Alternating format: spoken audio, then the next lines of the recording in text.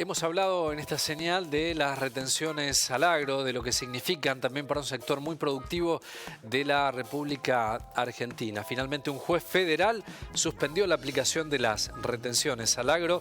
Allí se ha basado en la inconstitucionalidad del decreto que prorrogó la vigencia de los derechos de exportación sin aval del Congreso a raíz de una presentación de productores de Junín. De este tema hablamos con el doctor Félix Lonigro, que es abogado constitucionalista.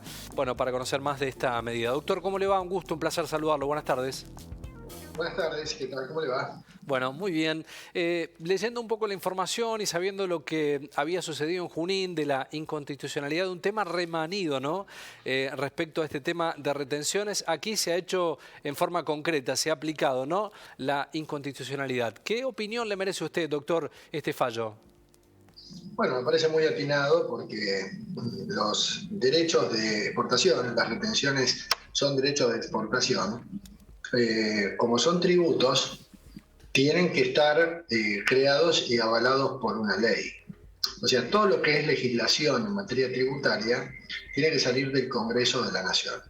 Acá lo que pasó fue que en el marco de la emergencia económica que el gobierno había sancionado, creo que hacia fines del año 19 o 20, en el marco de esa emergencia el Congreso de la Nación había delegado al Poder Ejecutivo las facultades de fijar retenciones. Cuando se acabó cuando se venció esa emergencia el 31 de diciembre pasado, el presidente lo que hizo fue, a través de la ley de presupuesto que envió al Congreso, pretender prorrogar la emergencia. Sin embargo, el presupuesto no fue aprobado y por lo tanto la emergencia no fue prorrogada. Entonces, al no ser prorrogada la emergencia, el presidente dicta un decreto extendiendo la aplicación de las retenciones y por supuesto que estamos entonces vulnerando el principio de legalidad en materia tributaria. Los impuestos tienen que ser creados por ley. Pero yo voy a dar un paso más todavía, porque vamos a suponer de que esa emergencia efectivamente hubiera sido prorrogada por el Congreso. De cualquier manera, el Congreso no puede delegarle al presidente, ni siquiera con emergencia decretada, la facultad de que el presidente pueda fijar retenciones. Claro. ¿Por qué? Porque según la Constitución, el Congreso solo puede delegar materias de administración y el tema tributario no encuadra dentro de lo que son materias de administración. Esto no es solamente por una cuestión de opinión personal ni doctrinaria, sino porque la misma Corte Suprema de Justicia de la Nación ya lo decidió, ya lo tiene claro, ya lo dijo, que en casos Egean, por ejemplo, en el caso Camaronera, que efectivamente las materias tributarias no son de administración y por lo tanto no delegables. En este caso, el juez federal con asiento en Junín se fundó en lo que hoy es visible. Se trata de un decreto inconstitucional porque está legislando en materia tributaria. Claro. Doctor, este primer amparo concedido en el país puede, como todo, ¿no?, sentar un precedente respecto a estos reclamos en otros lugares del país, porque es un tema, ¿no?, de alta demanda del sector agrícola contra el gobierno respecto a las retenciones. Sí, es un tema muy sencillo, o sea, es muy fácil de plantear y muy fácil de resolver por parte de la justicia, porque de lo que se trata es simplemente de mencionar los artículos 4, 17, 99, inciso 3 de la Constitución, o sea, claramente este caso, que es primera instancia, no hay que olvidarse que están las apelaciones, no hay que olvidarse que este fallo todavía no está firme, intervendrá la Cámara Federal del lugar, y después eventualmente la Corte, y además tener en cuenta que se trata de un fallo que beneficia a un productor y que cada productor para lograr el mismo beneficio tendrá que iniciar su propia acción, ¿no? Puede sentar un precedente, sin lugar a dudas, pero el verdadero precedente lo va a sentar la Corte si este tema llega, seguramente llegará. Para eso no creo que Seguramente va a pasar un tiempo, pero me parece que vamos en ese sentido. Las retenciones son inconstitucionales, digamos, ¿no?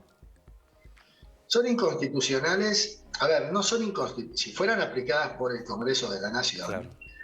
Si hubiera una ley que fija los derechos de importación y exportación, bueno, indudablemente el principio de legalidad no quedaría violado. A lo sumo podrían ser inconstitucionales si, por ejemplo, fueran retenciones que se le aplican para la producción, para algunos productores y para otros no, o para productores de una provincia y otros no, porque ya afectaría el principio de igualdad, o si fueran retenciones tan elevadas que ya pudieran ser consideradas confiscatorias.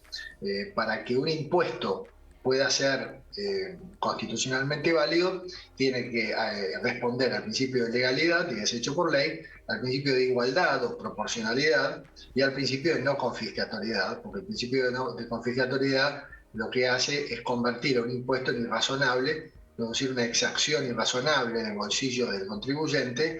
Así que digamos que no es que las retenciones son inconstitucionales per se, sino en la medida que no respondan a alguno de estos tres principios que yo acabo de mencionar, y en este caso concreto al que no responden es al principio de legalidad. Claro. Doctor, al no estar firme, lógicamente, la sentencia, imagino que llegará esta apelación hasta la Corte Suprema, ¿no? Sí, primero la instancia lógica es la Cámara Federal, y después, obviamente, si la Cámara Federal se pronuncia a favor, también o ratifica el fallo de primera instancia, seguramente el Estado irá a la Corte Suprema de Justicia, pero es una cuestión en la que hay un precepto constitucional directamente involucrado, por lo tanto hay lo que se denomina caso federal y por lo tanto la última instancia es la Corte Suprema.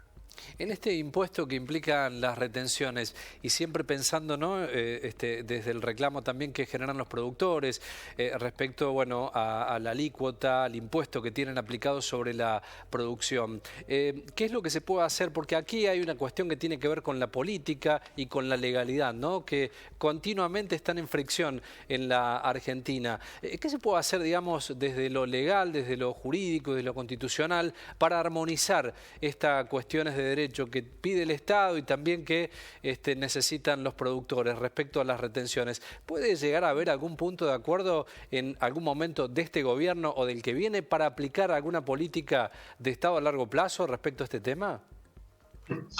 Es una pregunta cuya respuesta pasa por el andarivel exclusivamente político. Claro. Yo sinceramente con este gobierno no le veo muchas posibilidades, porque en este gobierno quien toma las decisiones en ese sentido, quien manda, no es el presidente formal de la nación, el que lleva el bastón de la banda presidencial, quien ha quedado relegado a un tercer lugar, diría yo, en materia de ejercicio del poder. Aquí es Cristina Fernández, la que está pero muy consustanciada, y todo el Instituto Patria, la Cámpora y el kirchnerismo duro están muy consustanciados con las bondades, entre comillas, de las retenciones, porque consideran que los productores agrícolas, la gente de campo, constituyen grupos concentrados, monopólicos, aristocracia, en fin. O sea que desde el punto de vista ideológico, con Cristina Fernández no vemos la posibilidad seguramente. Además, Cristina Fernández no tiene por característica el diálogo ni la concertación.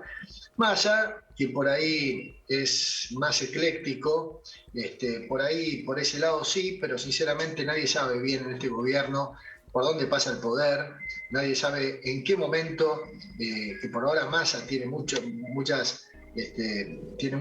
margen de maniobra, no se sabe hasta cuándo Cristina lo va a soportar o lo va a bancar. Así que yo diría que si se trata de políticas de largo plazo en estas materias vinculadas con los impuestos y los tributos, los derechos de exportación, me parece que habrá que esperar otros vientos políticos, por lo menos un par de años.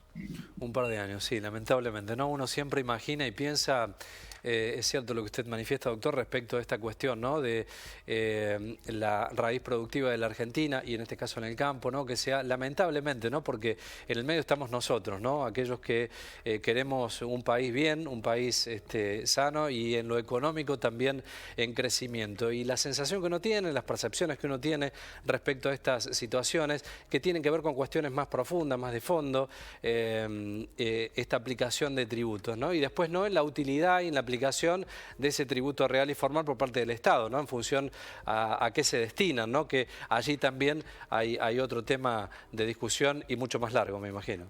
Por supuesto, porque en realidad es un gobierno que es como una suerte de barril sin fondo, es un gobierno que necesita muchos recursos para solventar una estructura estatal gigantesca, un sistema montado de subsidios que realmente exceden en el tiempo lo razonable y por lo tanto es un gobierno que no está dispuesto a a reducir la presión impositiva, que es muy alta y para todo el mundo, y creen además que el campo es quien tiene la mayor capacidad. Yo no dudo de que en el campo hay gente que tiene una gran capacidad contributiva, pero estamos metiendo dentro de la misma categoría a pequeños y medianos productores que a veces no están a la altura o no tienen la capacidad para soportar tanta carga tributaria, ¿no?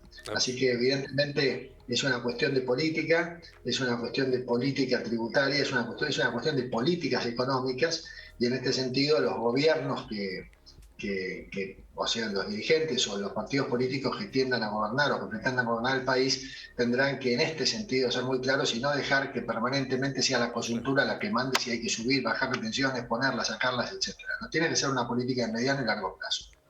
Doctor, gracias como siempre por el tiempo y la predisposición. Ha sido muy amable, ¿eh?